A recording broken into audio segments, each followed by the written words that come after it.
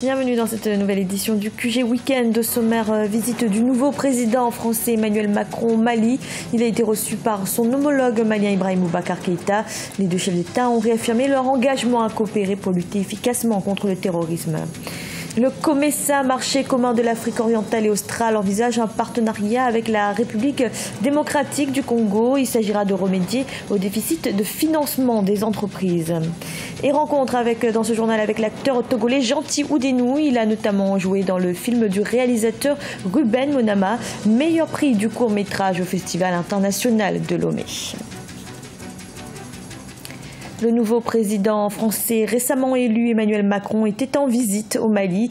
Il s'est notamment rendu à Gao en compagnie de son homologue malien Ibrahim Boubacar Keïta. Les deux pays se sont réengagés à accélérer le processus de paix et à renforcer la lutte contre le terrorisme. Un reportage de notre correspondant Mokhtar Bari. Le président français Emmanuel Macron était l'hôte des forces Barkhane positionnées à Gao au nord du Mali. Cette première visite sur le sol africain arrive au moment où la situation sécuritaire reste fragile au nord mais aussi au centre du pays. Avec son homologue malien Ibrahim Boubacar Keïta, l'occasion était belle pour consolider les liens d'amitié et de coopération entre le Mali et la France. Le président IBK a dressé un tableau des efforts consentis pour parvenir à la paix au Mali. Nous travaillons jour et nuit à éradiquer ce fléau qui nous a élus pour se filer ses desseins. Nos nuits sont toutes, sans exception, hantées par ce mal qui répand la terreur, hantées par la nécessité d'en finir avec. Mais vous savez, Monsieur le Président, ce que c'est que de travailler contre des ennemis invisibles. Les plus grandes nations, et même les plus puissantes, peineraient à affirmer avoir vaincu ce fléau. Le président Emmanuel Macron veut aller vite pour parvenir à la paix, tout en saluant les efforts de l'Allemagne qui appuie les troupes onusiennes. Il a réitéré le soutien de la France au Mali.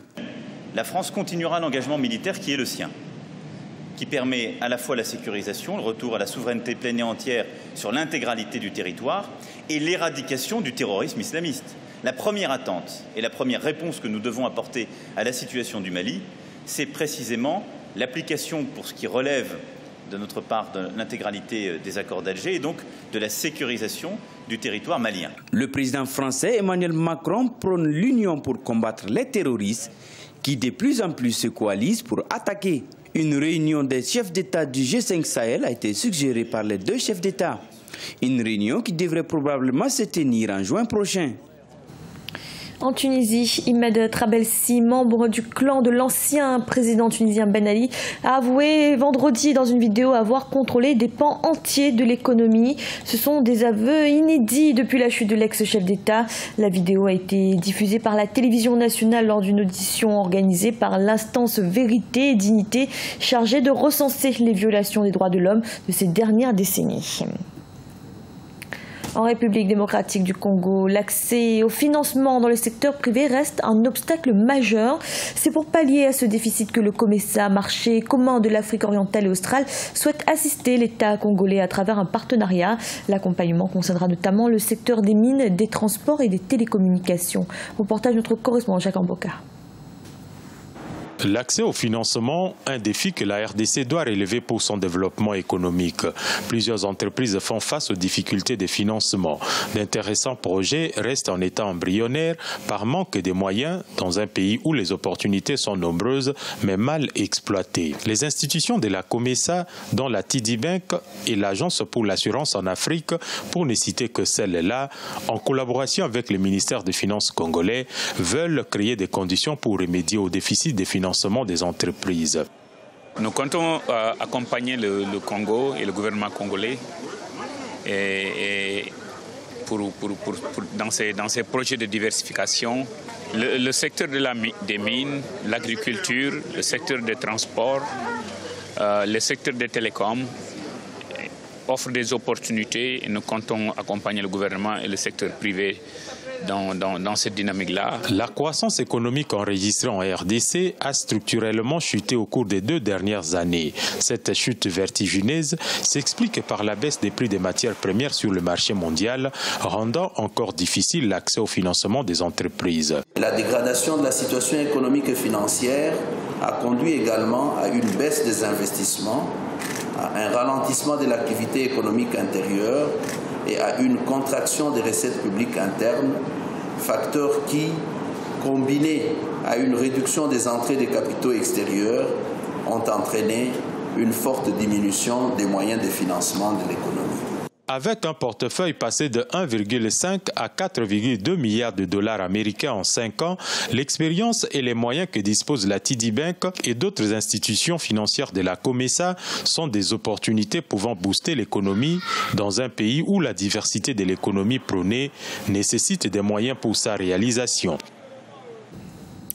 Focus à présent sur le travail d'une jeune artiste ougandaise, Barbara Kemigisa. À travers ses créations, elle souhaite sensibiliser la population sur le VIH-Sida et notamment lutter contre la stigmatisation des malades. Elle confectionne des meubles et autres objets à partir de boîtes de comprimés antirétroviraux vides. Clément Joël-Soala. Sensibiliser à l'arrêt des stigmatisations des malades du sida à travers des meubles et autres objets utilitaires fabriqués à l'aide de boîtes vides de comprimés antirétroviraux. C'est l'idée ingénieuse qu'a trouvée Barbara Kemigisa, une jeune artiste ougandaise. Ses collaborateurs, essentiellement des personnes séropositives, parcourent chaque semaine les quartiers de Kampala pour récupérer les boîtes de comprimés antirétroviraux vides auprès des malades. Barbara rachète 500 boîtes collectées à $20 américains. J'ai particulièrement choisi des boîtes vides d'antirétroviraux car avant tout, il y a beaucoup de préjugés associés au VIH et à tout ce qui le concerne. En utilisant ces boîtes vides, nous montrons que nous pouvons aller au-delà de notre maladie et encourageons les malades à suivre le traitement qui nous aide vraiment. Séropositive, Barbara s'est donné aussi pour mission d'encourager les malades à prendre leurs médicaments. Elle gère son atelier avec son époux également séropositif. Elle a découvert sa maladie lorsqu'elle est tombée enceinte. Des interventions telles que le soutien psychosocial et les interventions sur les moyens de subsistance sont les bienvenues. Elles permettent non seulement aux personnes vivant avec le VIH d'être économiquement indépendantes et viables, mais elles contribuent également à informer, à sensibiliser une grande partie de la société. Ainsi, la vision des gens à l'endroit des personnes touchées par le VIH change. En Ouganda, environ 1,5 million de personnes, soit environ 4% de la population est séropositive et 820 000 d'entre eux reçoivent des antirétroviraux. Barbara Kemigisa espère que ces travaux poussent les populations à parler ouvertement de la maladie. Rencontre à présent avec l'acteur togolais Gentil Oudénou. À 33 ans, il a déjà à son actif une carrière de presque 10 ans. Il a joué dans plusieurs productions remarquées, et notamment dans le film Moseka du réalisateur Ruben Monama, meilleur prix du court-métrage au Festival international de Lomé. Reportage de notre correspondante Aimé Fakofi. Gentil Oudénou est artiste comédien de nationalité togolaise.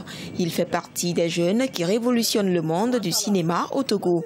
Ses débuts professionnels dans l'actorat remontent à 2008. Aujourd'hui, il le fait par passion, surtout qu'au Togo, ce métier ne nourrit pas son homme. Je voulais être journaliste.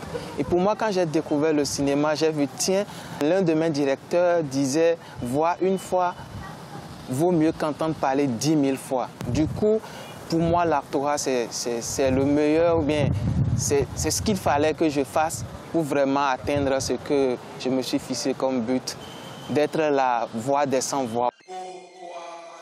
À 33 ans, Gentil Oudénou a joué dans une dizaine de courts et longs métrages, à l'exemple du film Moseka, du réalisateur engagé Ruben Monama, prix du meilleur court-métrage au Festival international de cinéma de Lomé. Le jeune artiste comédien a pour modèle plusieurs figures du cinéma africain. Tous les acteurs pour moi sont des modèles. Néanmoins, il y a des personnes qui me passionnent beaucoup. Je vais citer par exemple Tonton Sorgho Gustave, à qui je fais un grand coucou. Monsieur André Maroni de la Côte d'Ivoire, il y a Denzel Washington, Morgan Freeman, et pour ne citer que ceux-là. C'est pour celle-là. Quand tu vas te laver là, tu mets dans l'eau de douce, voilà, il va disparaître en même temps. Ne me lance pas. Donne-moi les poussières là.